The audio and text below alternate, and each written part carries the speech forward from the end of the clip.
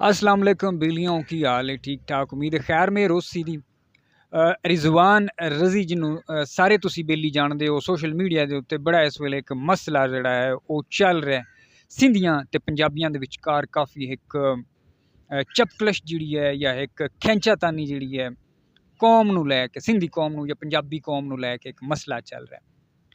रिजवान रजी जिहड़ा है जो कि रजी दादा के नाम नाल मशहूर है उस पंजाब के अंदर बनन वालियां सलाबी नहरां दे उत्ते गल कीती आई ते उस आख्या कि सिंधु देश की गल करन वाले जिहड़े लोग ने सिंधु डुब्बण की गल करते हैं कि भाई सिंधु देश जिहड़ा है वो डुब जासी दा जिहड़े अलहदगी पसंद जिहड़े सिंधियां दे अंदर कुछ कौम प्रस्त मौजूद ने और वो चाहते हैं कि सिंध वखरा होवे। वो जदों भी पंजाब के अंदर नहरां की गल हुंदी है जदों भी डैमां की गल हुंदी है तो वो जनाब खलो जाते हैं और वो बनन नहीं देंदे।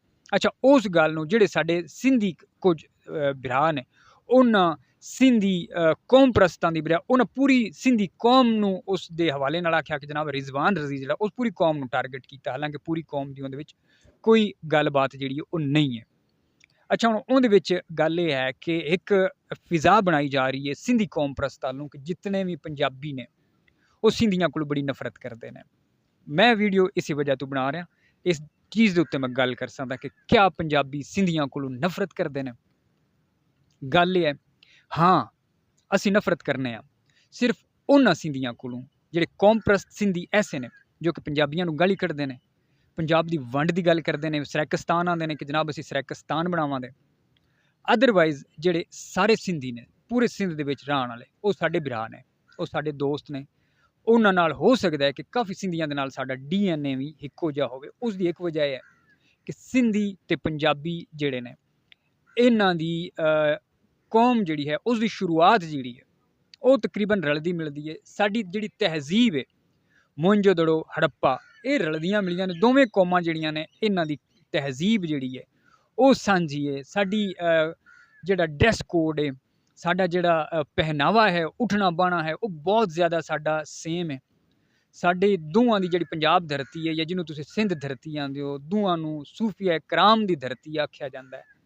साडी आपस विच कोई किसी किस्म की चपकलिश नहीं है, कोई खैंचातानी नहीं है। मैं बुनियादी तौर पर सिंधियां नूं ते पंजाबियां नूं हिक्को कौम मैं इस लैवल तक गल करना कि हिक्को कौम है।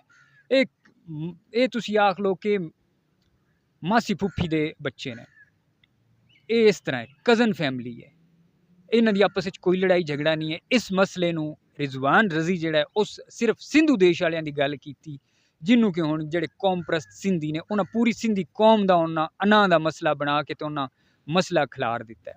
ऐसा कोई मसला नहीं है। असी बतौर पंजाबी ना तो असी किसी पश्तून कोलों नफरत करने असी सोच भी नहीं सकते, असी नफरत करना सीखी नहीं ना असी किसी बलोच कोलों नफरत करते हैं क्योंकि असी सूफिया कराम के पैरोकार हाँ, उन्होंने असी मुरीद हाँ। सूफिया कराम सानू मुहब्बत करना सिखाया है, असी मुहब्बत करने वाले लोग हाँ, असी किसी भी कौम को नफरत नहीं करते।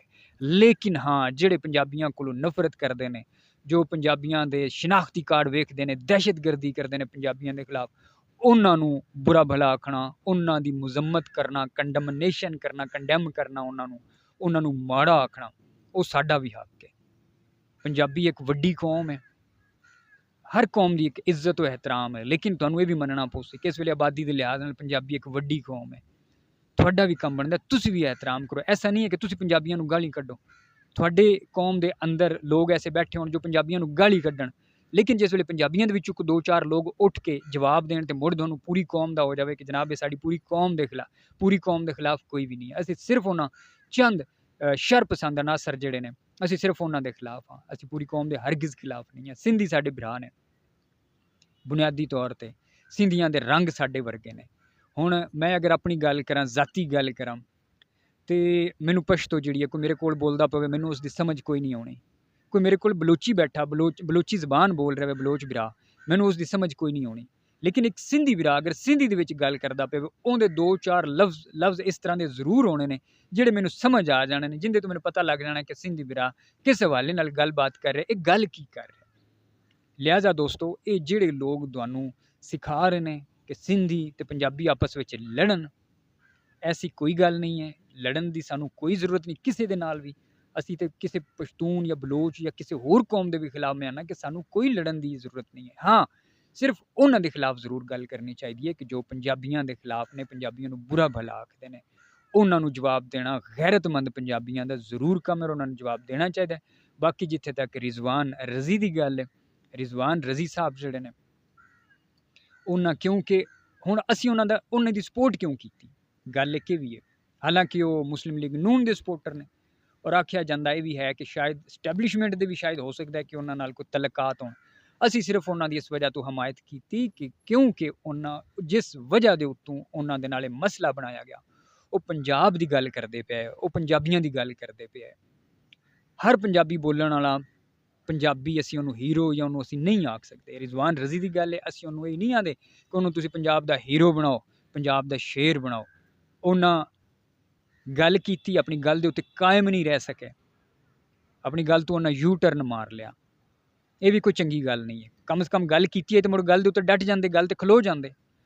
ਉਹਨਾਂ ਗੱਲ ਦੇ ਉੱਤੇ ਭਾਰਾ ਨਹੀਂ ਦਿੱਤਾ। ਲਿਹਾਜ਼ਾ ਅਸੀਂ ਇਹ ਨਹੀਂ ਆਖਦੇ ਕਿ ਉਹਨਾਂ ਨੂੰ ਤੁਸੀਂ ਪੰਜਾਬ ਦਾ ਸ਼ੇਰ ਬਣਾ ਛੜੋ, ਪੰਜਾਬ ਦਾ ਉਹਨਾਂ ਨੂੰ ਤੁਸੀਂ ਹੀਰੋ ਬਣਾ ਛੜੋ।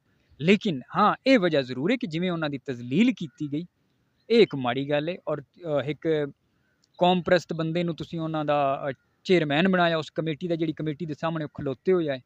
ਭਾਈ ਇਹ ਗੱਲ ਕਿਧਰੇ ਨਾ ਕਿਧਰੇ ਪਿੰਚ ਜ਼ਰੂਰ ਕਰਦੀ ਹੈ। ਇਸੇ ਮਾਮਲੇ ਨੂੰ ਤੁਸੀਂ ਅਗਰ ਉਲਟਾ ਕਰਕੇ ਵੇਖੋ, ਤੁਹਾਡੀ ਕੌਮ ਦਾ ਕੋਈ ਬੰਦਾ ਹੋਵੇ ਔਰ ਪੰਜਾਬੀ ਚੇਅਰਮੈਨ ਹੁੰਦਾ ਕੋਈ ਇਸ ਤਰ੍ਹਾਂ ਦਾ, ਔਰ ਇਸ ਤਰੀਕੇ ਦੇ ਨਾਲ ਤੁਹਾਡੇ ਸਿੰਧੀ ਭਰਾ ਨੂੰ ਜਾਂ ਕਿਸੇ ਪਸ਼ਤੂਨ ਭਰਾ ਨੂੰ ਜਾਂ ਕਿਸੇ ਬਲੋਚ ਭਰਾ ਨੂੰ ਇੰਜ ਖੜਾ ਕਰਕੇ ਰੱਖਦਾ ਔਰ ਇਨਸਲਟਿੰਗ ਵੇ ਦੇ ਵਿੱਚ ਮਾਮਲਾਤ ਹੁੰਦੇ, ਤੇ ਯਕੀਨਨ ਤੁਹਾਨੂੰ ਵੀ ਬੁਰਾ ਲੱਗਣਾ ਆਇਆ। ਲਿਹਾਜ਼ਾ ਇਹ ਗੱਲ ਕੋਈ ਅਨਾ ਦਾ ਮਸਲਾ ਨਹੀਂ ਹੈ। ਹਾਂ, ਲੇਕਿਨ ਗੱਲ ਇਹ ਹੈ ਕਿ ਇੱਕ ਦੂਜੇ ਦਾ ਇਹਤਰਾਮ ਇਸੇ ਤਰ੍ਹਾਂ ਹੋ ਸਕਦਾ ਹੈ ਕਿ ਅਗਰ ਤੁਸੀਂ ਚਾਹੁੰਦੇ ਹੋ ਕਿ ਤੁਹਾਡਾ ਇਹਤਰਾਮ ਕੀਤਾ ਜਾਵੇ, ਤਾਂ ਭਾਈ ਸਾਡਾ ਇਹਤਰਾਮ ਵੀ ਬਹੁਤ ਜ਼ਰੂਰੀ ਹੈ।